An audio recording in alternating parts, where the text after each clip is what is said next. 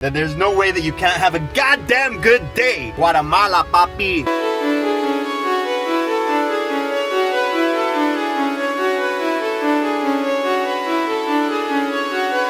Okay.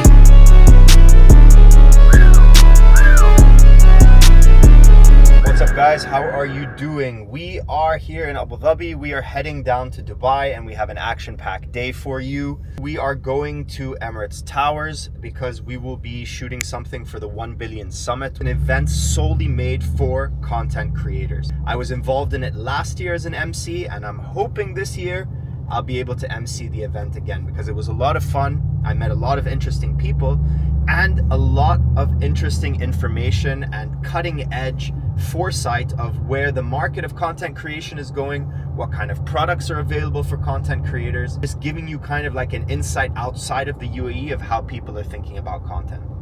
After that, we're gonna meet up with Kay, who's a gold trader. We are gonna be trading throughout the day. We're gonna go check out a watch. He wants to buy a new watch, so hopefully you'll get some cool views of what watches are available at your local watch dealer. So we're just stopping off to get some fuel, and I picked up one of these cold brews. Now, I've been started drinking this on a regular basis now, and I'm telling you, this is like rocket fuel, dude. This stuff gets you so hyped up that there's no way that you can't have a goddamn good day. Guatemala, papi. No, really, it's super good, man. I'm even, I actually quit pre-workout and I started taking this instead.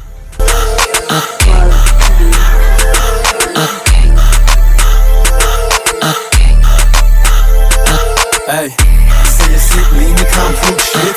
Never pay for me clothes, I done true fits. Late night drive, tell me brother rave room-ish. Posted in the castle, we fuck with cause I'm broke-ish.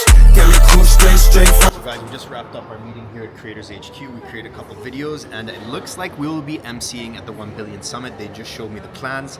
Dude, it is insane. There are over 420 speakers. Mr. Beast is coming. Every single platform is going to be here. This is something you don't want to miss. Now it's time to go see Kay and hopefully take some trades. We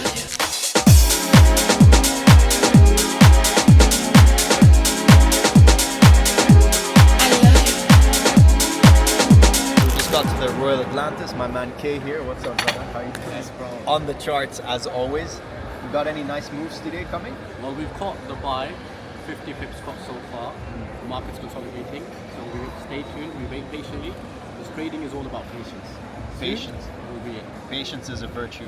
So Kay has been running and trading for 7 years, and he specifically trades only gold. And when I heard that, I was pretty impressed, because a lot of times you're trading so many different assets that you just need to look at so many different charts, and you just get a bit confused, especially when you start trading or in the early days, and you just need to look at too many things. But what Kay has done is kind of brought me to the idea that if you just focus on one asset, it's just much easier to build that knowledge. What would you say is the reason that you decided to just focus on trading gold? You don't want to have your legs all across. You want to understand what is working absolutely in your favor. Master one thing first.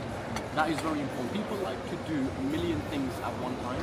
You can't. It doesn't work like that. You have to master one thing and then smash it in that area. And then once you do that, you can step out and you can use the same strategy in other areas. Imagine opening a business and at the same time opening 10 businesses. Yeah. You need your attention on all 10 businesses. You can't do that. You have to focus on one, understand the problems, the mistakes. If there's something that's not working in your favor, rectify that, master that. Then from there you jump onto the next one. So in this 7 years, I identified that I want to focus on the one thing that I need to master, which I did. And if it's working fine, I don't need to be all over the table. I'm happy with one place. It's making me good money. 7-8 figures. I think the most beautiful thing about trading is, number one, that you don't need to be doing so many different things. Like, you literally can just focus on one thing, and if you understand and you have your edge, then you can make money on a regular basis and you're profitable. And that's all you need. And then you can literally trade from anywhere around the world. You don't need to listen to a boss. You don't need to work with people you don't want to work with. It's literally you in the market. And I think that is why so many people are interested in getting into trading. After this, we're going to Chrono Hub to meet Jake. Jake is going to show us some of the new pieces. Kay was interested in potentially getting a new timepiece, so I said the only place you can go is to Chrono Hub to meet Jake. So he's setting us up with some Richard Millies, some APs, maybe a Rolly. He's not a Rolly guy. Nah. Patek. Patek. Oh, Patek. Class.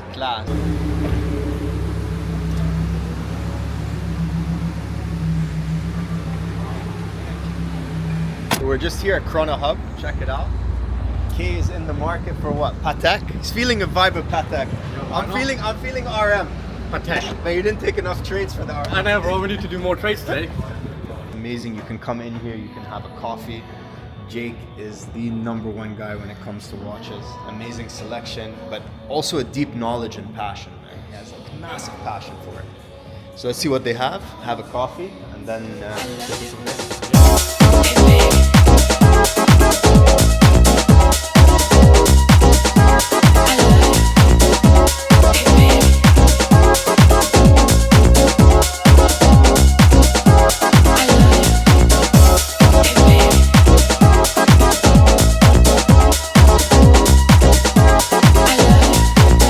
Room for one more.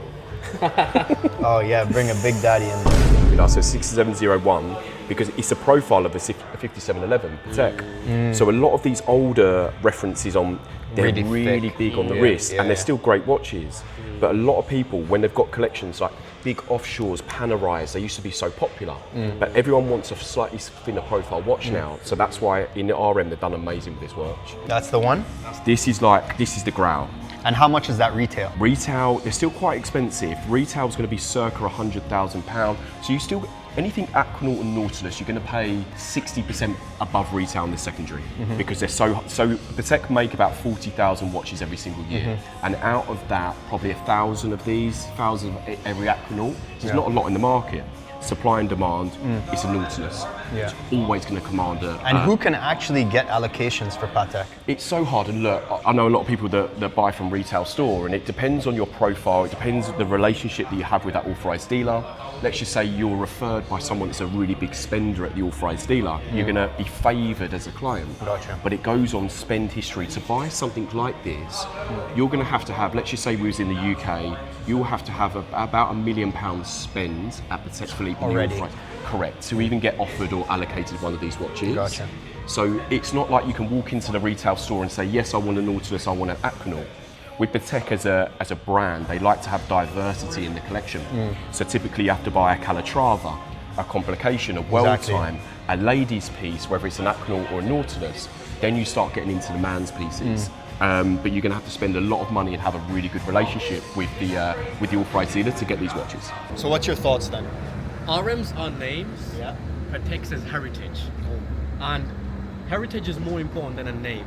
It comes with, when you put that watch on, it feels different. Exactly. It just feels different. I agree. And initially I was down for the RM, that white one, which was rose gold. But then you put the Patek on, absolutely stunning. And it's not even waterproof. Yeah. As soon as I found out the RM's not waterproof, bro, I'm a swimming kind of guy. I put this through hell, man. I'll say it goes everywhere. So that's just not possible, bro. You can't be at the beach club or something and then you just can't go for a swim. Arms out. Exactly. Oh shit! Anyways, Hold on. It's 5 o'clock. We got to catch some trades. Trades Let's time. go back to the hotel. We're gonna hit go. the charts and hopefully smack a banger. So we just took our first trade. Well, my first trade. This man's over here hitting the charts. Could have just said call it a day, but we are here in Surf Club having a nice Cuban cigar, having some water, eating a fruit platter, smacking some trades, baby. Got on the charts. Charts are pumping. So let's see what the day has to bring us. Well, any last remarks? Trade and stop missing out. Yeah, well, I agree. Let's do that.